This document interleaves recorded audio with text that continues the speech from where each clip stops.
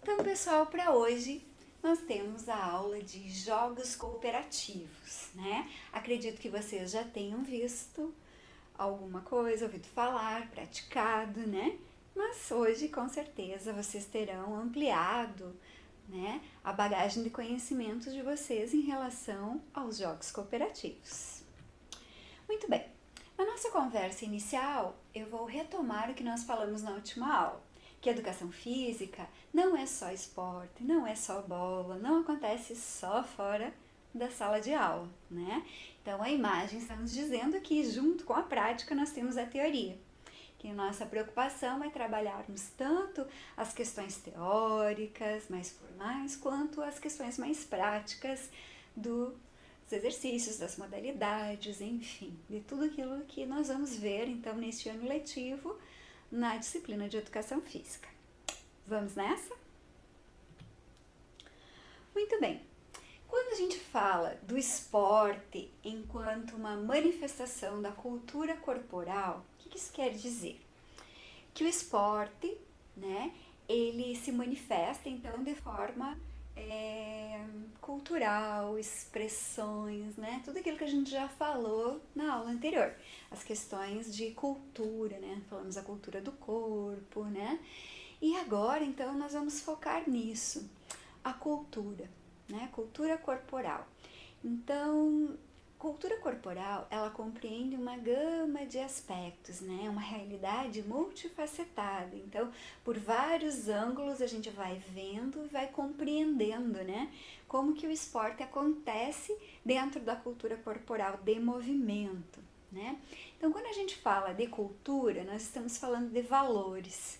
Valores esses que não são monetários, valores que são culturais, que diferem de local para local, né? O que tem valor cultural para uma determinada comunidade, uma camada da sociedade, para outra nem tanto, né? E isso diverge de local para local, quer geograficamente, quer através do clima, é influenciado, sofre influência. E lembrem-se que os valores, eles não são imutáveis, não vão ficar congeladinhos e ser sempre assim, não. Os valores, assim como a cultura, eles vão evoluindo, eles vão se modificando, eles vão sendo influenciados, né, por vários fatores socioeconômicos, emocionais, de acordo com a moda, de acordo com várias questões sociais. Então ele acompanha a questão da sociedade, certo? Quando a gente fala em cultura, a gente fala em linguagem, não só a linguagem corporal, mas a linguagem esportiva. Vocês percebem que quando o assunto é esporte, tem toda uma terminologia, alguns termos, algumas palavras que são próprias de determinada modalidade. Então, além da linguagem corporal, nós temos também a linguagem própria, as palavras, né? Aquilo que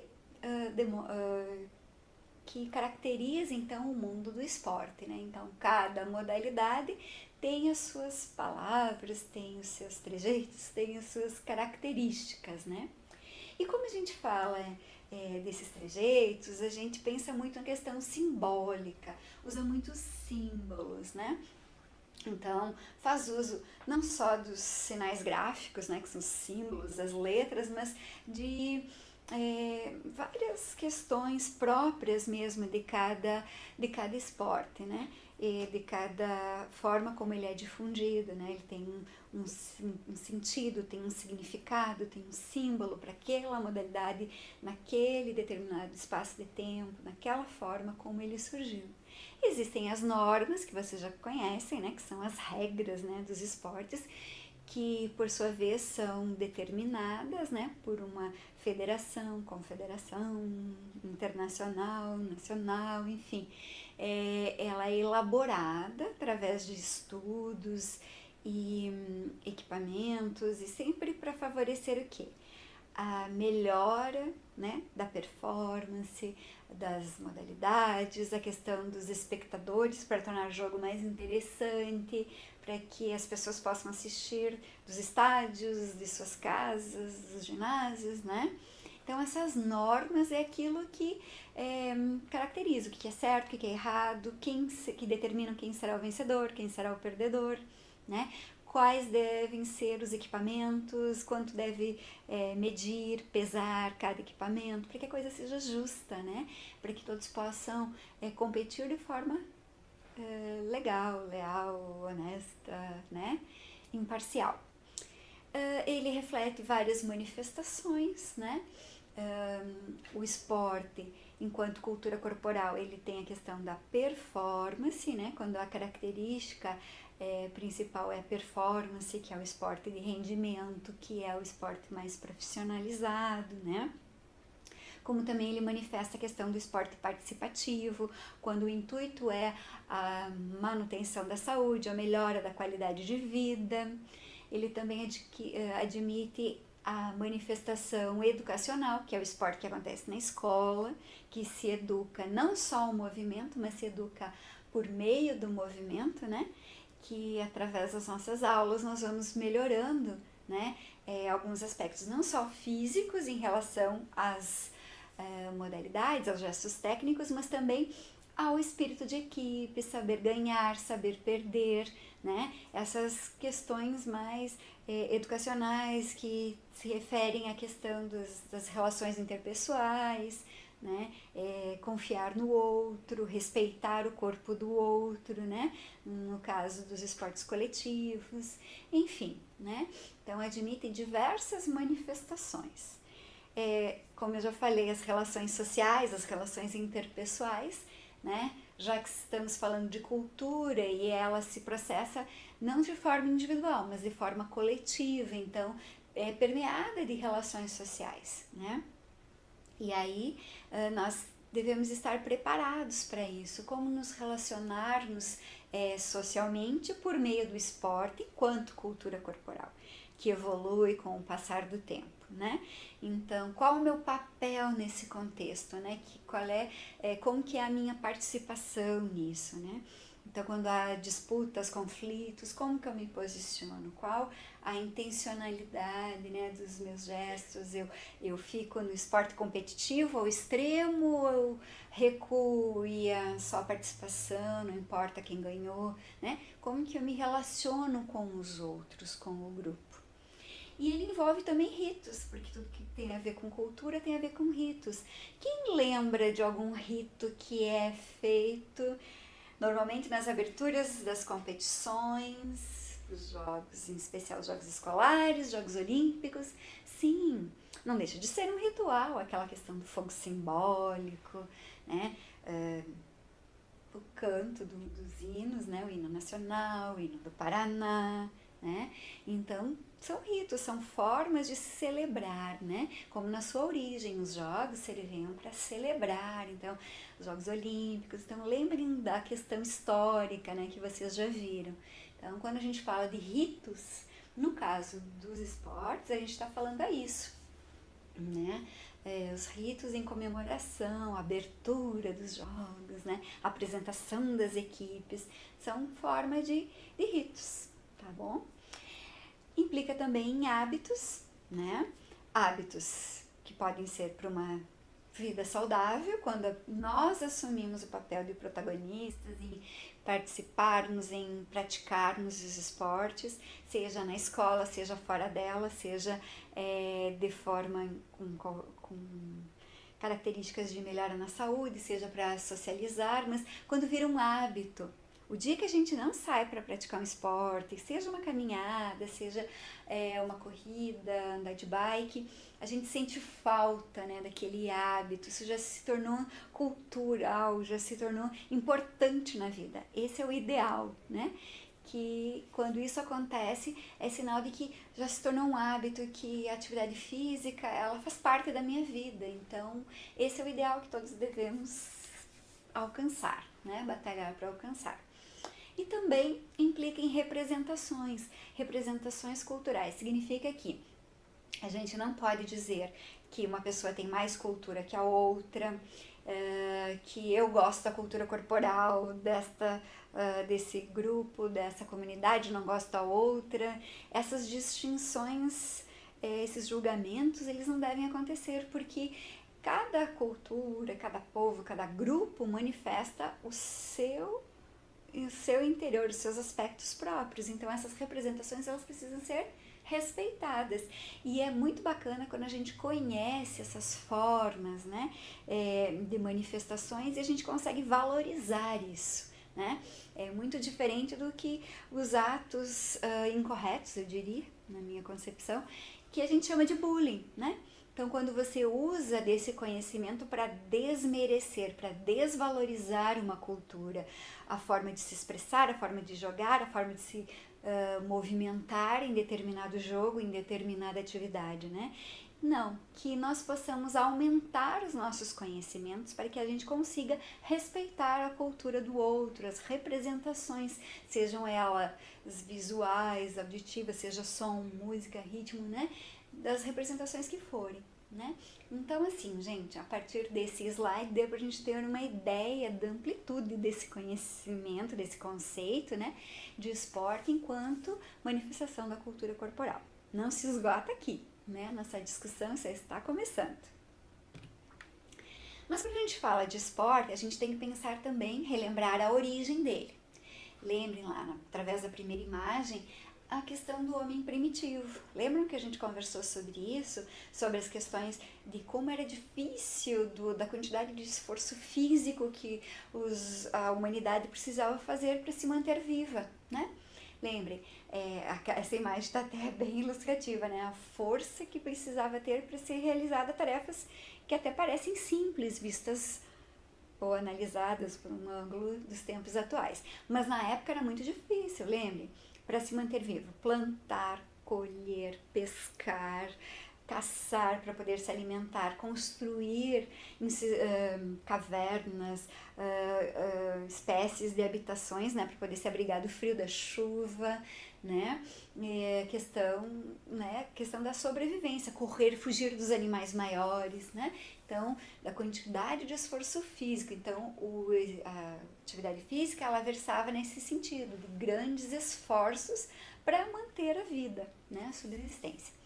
Na sequência, na figura do meio, nós vemos já o uso da força física do exercício para um benefício do poder, em busca do poder, a guerra do poder.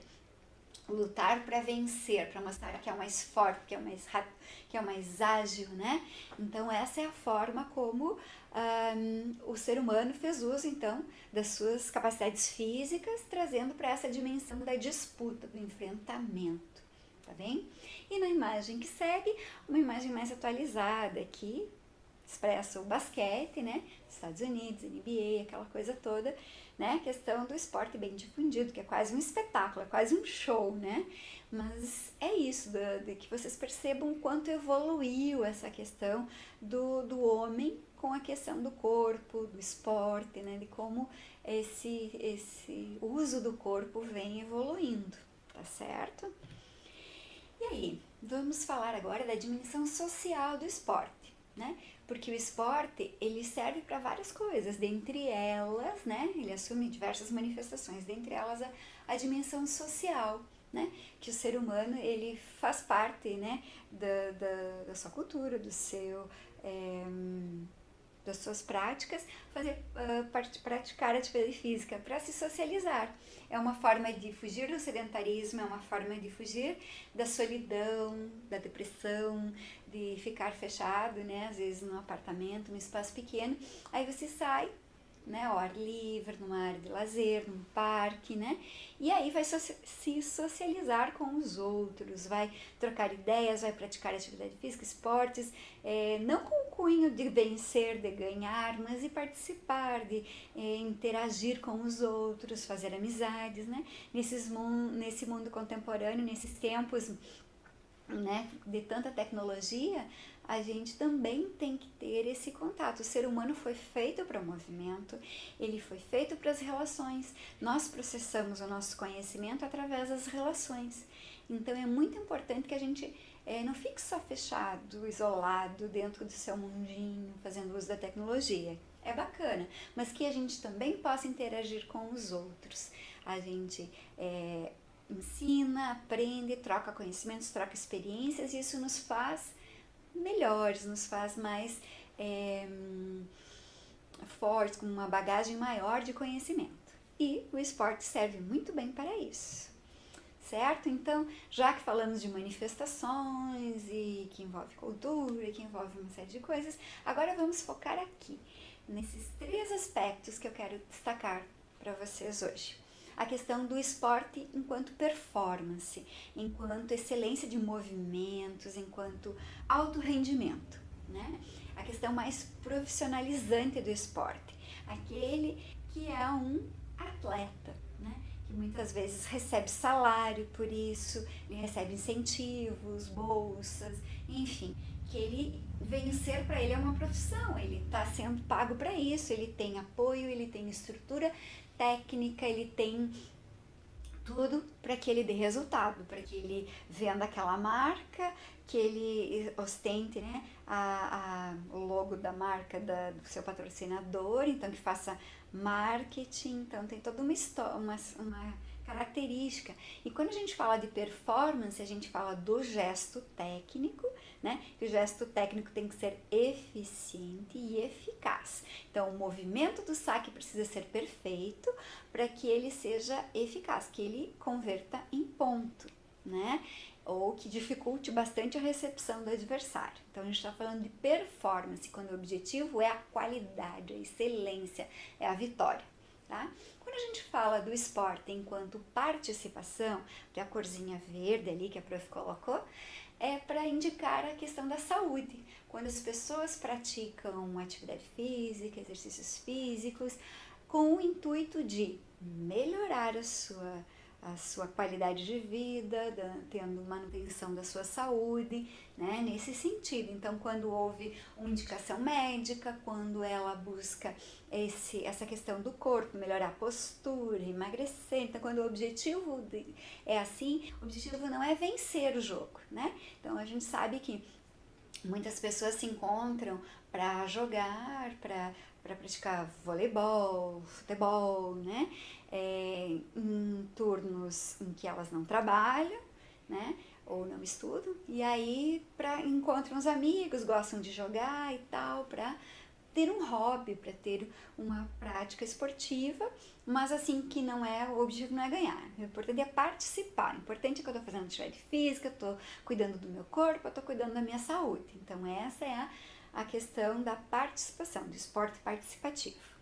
Mas em se tratando de educação, a gente traz para vocês a questão do esporte na escola, por exemplo, né? O esporte na escola, a gente não educa só o movimento, a gente educa pelo movimento, né? Como eu já havia comentado com vocês. A gente ensina o gesto técnico, mas também a gente ensina através do movimento. Então, através das dinâmicas, dos jogos, das brincadeiras, a gente faz o quê? A gente desenvolve controle emocional, a motivação, espírito de equipe, saber ganhar, saber perder, respeitar o corpo do outro, enfim, uma série de outros conteúdos, né? No sentido de que a gente precisa, então, desenvolver isso nas nossas aulas de educação física. E a questão da educação física na escola, nas escolinhas esportivas, contribui muito para isso, tá bem? Então, ficou claro, né? Então, quando a gente fala de esportes, a gente precisa definir, mas de qual manifestação a gente está falando? De qual ideia de esportes a gente está falando, tá? Uma coisa é performance, é o treino, é o resultado, é a vitória, classificação, nananã, né? E a outra questão é participar por saúde, para melhorar a sua vida. A outra questão é a escola, né? Educar o movimento e educar pelo movimento. Mas em se tratando do contexto social agora, né, atualmente, nós que estamos no 9º ano, concluindo praticamente, né, fase reta final do ensino fundamental, nós devemos aqui nos preocuparmos em conhecer o que está por trás das coisas, né? Então, na questão da cultura popular. Na aula anterior nós falamos assim da diferença, né, do mesmo jogo em tal determinada região do país é trabalhado e desenvolvido de uma forma, em outro lugar de outra forma, com nomes, com características, com jogadas distintas, né? E isso tudo porque é popular, porque não existe um livro de regras explicando todos os detalhes, né? As pessoas vão brincando, vão criando, vão recriando, vão trocando as musiquinhas, né? No caso, nessa figura, as meninas estão pulando corda, então criam movimentos diferentes, com músicas diferentes e vai tomando características diferentes daquele grupo, daquelas pessoas, daquela região. E vão passando de amigos para amigos, de pai para filho e assim por diante. Então, essa é a característica da cultura popular. Então, não existe certo, errado, feio, bonito, gosto mais, gosto menos. É a cultura daquele povo, segundo o que eles praticam, a forma como eles praticam é essa. Pode ser diferente da minha, mas enfim, é a forma, né, como acontece, tá? Em se tratando de mídia, um outro aspecto importante, observem a figura. A televisão está praticamente engolindo o sujeito, né? Isso mostra o quê? É uma imagem meio engraçada, mas ela demonstra o quê? Que se nós não ficarmos espertos, digamos assim, se não ficarmos atentos ao que está por trás das coisas, que está nas entrelinhas, nós acabamos sendo engolidos pela mídia, nós acabamos sendo robozinhos, né, fazendo só o que a mídia quer. Né? Então, na figura ao lado, a gente percebe ali a indústria cultural, o que está por trás do esporte. Olha a quantidade de marcas e logomarcas. E aí, evidencia muito o que a gente chama de marketing dança, marketing esportivo, né? Que é para vender um produto, vender uma marca usando o esporte. Então, as pessoas, na sua ingenuidade, estão assistindo o esporte que elas gostam, que elas admiram. Só que a mídia, a indústria cultural, enfim, acaba usando isso para seu benefício. Então, observem as camisetas dos jogadores de futebol ultimamente. Tem tantos logos, tantas marcas, que às vezes fica difícil da gente identificar qual é o time que está jogando, né? Por quê? Porque para vender, para tirar vantagem, tirar lucro disso, né? Então fiquem atentos, pessoal, não se deixem levar por isso, né? Então sempre a gente tem que ficar atento. Observem também nos estádios de futebol, né? Quantas marcas piscando, né? Isso tudo é tipo compre. Então, digamos, eu nem percebi que estava piscando a marca daquele determinado alimento, digamos, nem um alimento muito saudável, eu costumo chamar de calorias vazias muitas vezes, mas que fica de tanto ser sinalizado, a minha mente capta tanto que daí eu chego no supermercado, eu tenho uma infinidade de outras marcas, mas parece que eu já vou induzido lá naquele que estava inconscientemente lá na minha mente enquanto eu assistia um determinado esporte, na TV, na internet, enfim. Então, tomem cuidado, né? Atentem para isso, que está por trás, para que vocês não sejam manipulados pela mídia, pela indústria cultural, tá bom? Vamos adiante. Então, o esporte, uma pergunta para vocês, seria um veículo de alienação? Observem ali.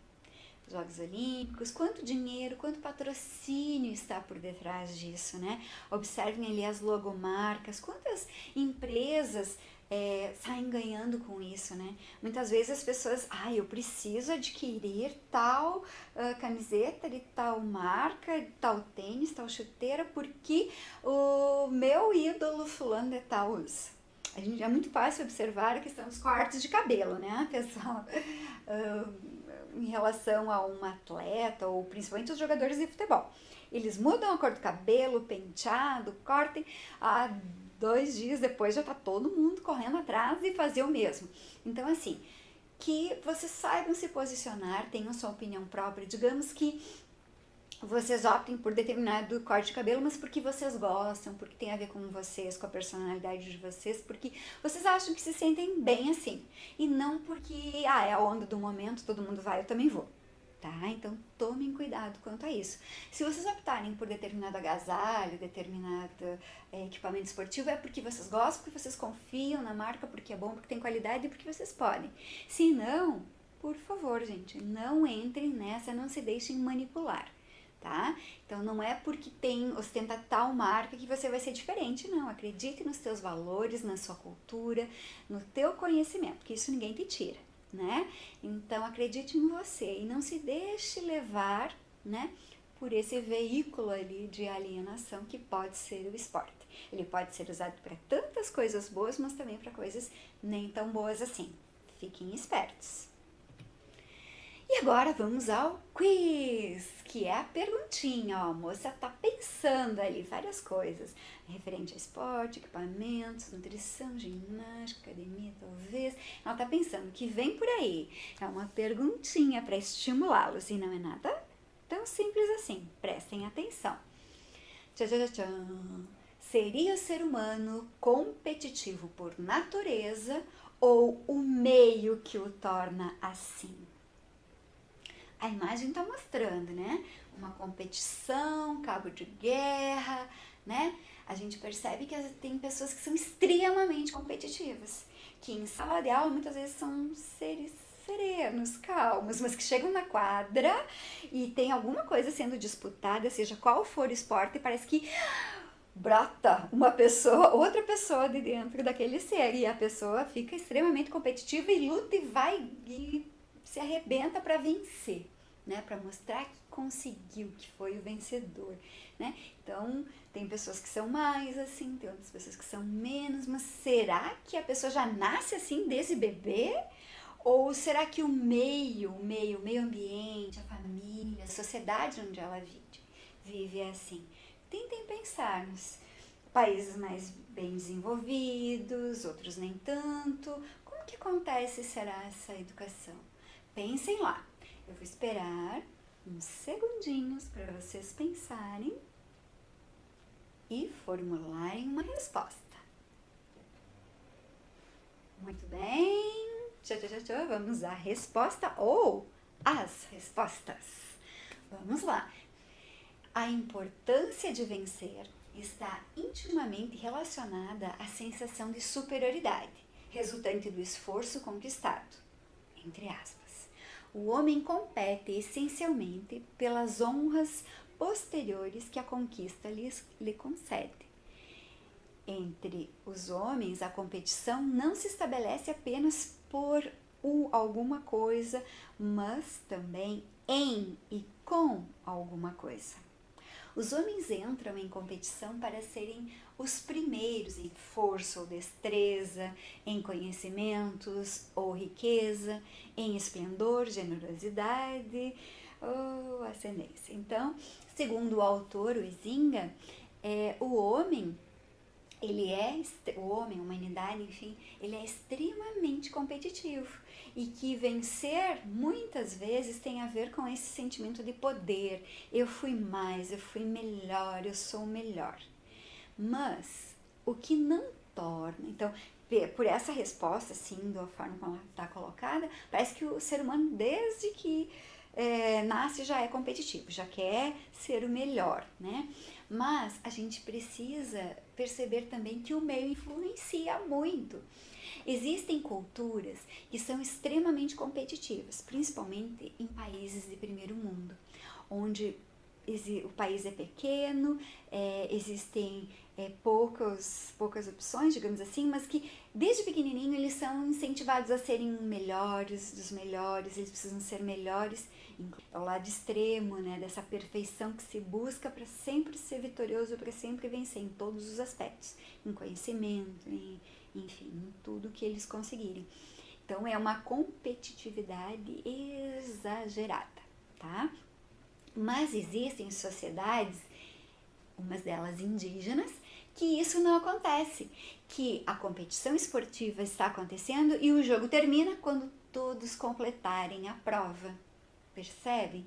Então, assim, atividades como corrida de toras, aquelas toras muito pesadas na floresta, muitas competições acontecem quando todos os participantes concluem o percurso da prova. Aí a prova termina e todos venceram e todos comemoram. Então, assim, é só um exemplo, mas o que eu quero dizer para vocês é que existem sociedades em que o participar, o celebrar os jogos é o mais importante. Tá bem? É cultivar a sua cultura. Então, eu participei de jogos indígenas e é muito presente essa questão da pintura, do rosto, como se fosse para guerra, mas é para competir. E competindo, e não importa ganhar, eles socializam com os demais grupos, etnias distintas, né? Dos indígenas. Então, é muito bacana esse entrelaçamento de cultura, de aprendizado, de celebração mesmo do jogo, né? Enquanto esporte, enquanto manifestação cultural daquele grupo interagindo com os demais. Muito bacana. Então, gente, quem respondeu que o homem já nasce, essencialmente já nasce naturalmente competitivo, acertou, e quem disse que ele é influenciado pelo meio também acertou, porque as duas respostas estão corretas. Só precisamos interpretar e ver para que contexto ela serve. Valeu? Vamos adiante. Então, uma pergunta para vocês. Em sua escola, como se configuram essas questões relacionadas à competitividade e natureza humana? Será que ela tornou-se um ambiente que também promove a competição sem limites? E qual é a sua participação neste contexto? Pense. Muito importante, né? E a que leva isso, né? Essa competitividade, essa questão de vencer a todo custo, né? Muitas vezes um desvio de conduta, muitos conflitos, né? Então, se vencer, ótimo, mas o importante é participar, é interagir, é aprender. Ah, tudo bem que eu não tirei a melhor nota, mas eu estou estudando, da próximo trimestre eu posso ir melhor que o meu coleguinha, que o meu amigo, né? Então, essa questão, essas relações humanas, a gente não pode perder o foco dessas relações humanas. É muito triste quando as pessoas vivenciam com tanta força essa questão da competitividade, porque é frustrante, porque a gente nem sempre é bom, né? Depende muito depende muito do contexto onde a gente está, né? Dependendo do contexto, eu posso ser o melhor, dependendo do contexto, eu posso ser o pior. Então, tudo depende do grupo onde eu estou. Então, para que eu possa ter boas relações interpessoais e viver de forma saudável, né, com os outros, é preciso que eu tenha essa sensibilidade e perceber que nem sempre a gente consegue ganhar. O importante é participar, né? Então, hoje o tema principal da aula é jogos cooperativos. E aí, essa imagem nos diz muito, né? Dos dois opostos, né? Os dois extremos, a competitividade exagerada e a ludicidade. Então, quando a gente fala de competitividade, a gente quer a busca pela vitória, a busca incessante por ser bem-sucedido, né? E quando a gente fala de ludicidade, é aquela coisa de brincar, de interagir, de praticar esporte por forma de lazer, de simplesmente participar, de aproveitar o tempo com qualidade, tá bem? E que muitas vezes esses conceitos são confundidos, né? Na escola, e acontecem alguns conflitos ali, que muitas vezes os professores precisam intermediar essas questões, tá bom? Então, que isso fique claro para nós. Mas, como a gente tem que estudar, esse slide ficou um pouquinho carregado, mas vamos lá. A principal característica do jogo cooperativo é a sua forma de participação. As atividades são realizadas com o objetivo de proporcionar aos seus participantes a máxima diversão, sem preocupação em competir exclusivamente. O jogo cooperativo proporciona ainda o trabalho com valores incomuns à atual sociedade, cujo objetivo é a competição exacerbada e a individualidade como única possibilidade. Trabalha, portanto, a diversidade e o reconhecimento de uma disputa, só que é possível se considerarmos a coletividade, o coletivo todo. Pode-se dizer que os jogos cooperativos, nos jogos cooperativos, cada indivíduo representa, com suas características, uma força que contribui para que todos se sintam contemplados com o resultado final. O que vocês acham? Não, né? É como eu falei o exemplo dos indígenas, né? O importante é estar interagindo, participando, se divertindo, em vez de estar lá sentado, sem fazer nada, tá interagindo, tá aprendendo, tá adquirindo conhecimento motor, bagagem, né? O nosso corpo tem memória, né? Então, o quanto isso é importante, beleza? Então, vamos exercitar um pouco a nossa memória, né? E relembrar em que momentos já vivenciamos os jogos cooperativos. Será que só na infância, só na educação infantil a gente brincou? Tentem lembrar, pensem, né? Quantas atividades, muitas vezes até em algumas igrejas, em algumas comunidades, né? São feitas atividades não para ver quem que é o melhor, mas para ocupar bem o tempo, nos distrairmos, né? Os recreios, por exemplo, né? O intervalo entre um período e outro, né? O que a gente faz? Em escolas que tem tempo integral, né? Que passam o dia todo, também. Tem várias oficinas, tem vários trabalhos que a gente interage, brinca, né? Aproveita o tempo e a gente se distrai tanto que a gente nem vê o tempo passar. Né? Enquanto que algumas atividades mais intelectuais, prova, avaliação, a gente, nossa, não passa nunca essa aula, né? E quando a gente se socializa, quando a gente se diverte, passa tão depressa, né? Então é uma forma da gente aproveitar o tempo. Então pensem, né? As festas infantis, né? Não é só cantar o parabéns e comer, né? Tem muitas pessoas que investem, né? Nessa questão de atividades, contação de histórias, então tem personagens, contar histórias, brincadeiras, né? Com temáticas próprias, né? Mas que fazem com que a gente tenha essa questão da cooperação. Unidos venceremos, um participando, o outro ajuda e aí a gente vai caminhando para a vitória, né? O importante é participar. Então, com certeza vocês já vivenciaram isso. Muito bem. Exercitando no jogo e no esporte a reflexão criativa, a comunicação sincera, a tomada de decisão por consenso e a abertura para experimentar o novo. Todos podem descobrir que são capazes de interagir positivamente na construção, transformação e emancipação de si mesmos, né? Do grupo e da comunidade onde vivem. Então, o autor, né, que escreveu essa passagem, né, foi muito feliz em dizer, né, que desta forma, com a reflexão criativa, pensando, né, no outro, interagir o outro, não só o que eu gosto, né, vamos praticar um pouco o que o outro gosta, vamos abrir mão, não querer vencer sempre, né, como dizem, dar o braço a torcer, às vezes é importante, né, nas relações humanas. Então, de forma positiva, né, intervir positivamente para construir, para transformar, né, e assim a gente vai se emancipando, a gente vai se conhecendo, a gente vai desenvolvendo senso crítico, criatividade, né? E isso vai contribuir para a sua comunidade, né? Então, nos tempos atuais, a gente não pode ser tão individualista, pensar só em si mesmo, só no seu desenvolvimento. A pessoa que assim pensa vai ser uma ilha, né? E a gente não é uma ilha, a gente é ser humano e a nossa vida é perpassada pelas relações sociais. Então, aproveitar o tempo para essas coisas é muito importante. Com certeza vocês já tiveram uma oportunidade de experienciar isso e faço votos que vocês continuem, né?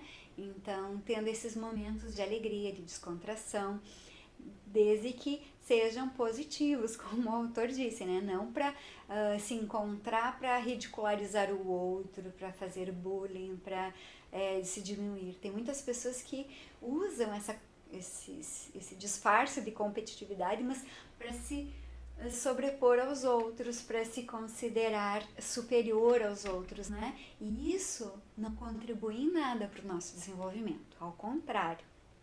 Né? E a gente é responsável também pelas amizades que a gente cativa e pelas aquelas que a gente acaba destruindo. E com uma palavra a gente pode incentivar a pessoa. Digamos que o meu colega, passei a bola para ele e ele errou, perdeu a jogada, né? Não finalizou. Eu posso humilhá-lo, né? Xingá-lo, ou eu posso dizer, pô, foi mal, vambora, próxima vez você capricha mais. Então tudo depende de como eu interpreto a situação, né? E como que eu vou reagir. Então a nossa opinião, as nossas atitudes são muito importantes nesse processo. E agora eu deixo para vocês uma atividade, né, que segue, né, essa aula. Então, para que você perceba o quanto pode ser prazeroso fazer uma atividade que envolva ações cooperativas, capriche nas atividades que seguem a essa aula. Elas possibilitam a interação com esse tipo de jogo, de brincadeira, de perspectiva, né, do coletivo, do cooperativo, fazendo com que você e sua família reflitam um pouco mais sobre o assunto. Então, assim, não fique para você esse conhecimento, né? Agora que você está em casa, né? Que você teve acesso a esse conhecimento, coloque ele em prática. Convide seus irmãos, seus pais, quem vive com vocês, com você, né? Quem vive na sua residência, convide-os para interagir, né? Faça essa proposta de trocar ideias, trocar experiências. Aproveite as dicas que eu deixo para vocês no final da aula e coloque em prática. Aproveite, se divirta, né? Use o seu tempo com qualidade. Saiba dividir o tempo entre os jogos eletrônicos, as mídias eletrônicas, seja TV, seja internet, séries, filmes, mas não esqueça das relações humanas. Com certeza isso te tornará uma pessoa mais feliz, mais preparada, né, para os desafios da vida em sociedade, que possui aspectos positivos e nem tão positivos. Fique atento às entrelinhas, não se deixe manipular, né? E bons estudos! Por hoje é só. Muito obrigada!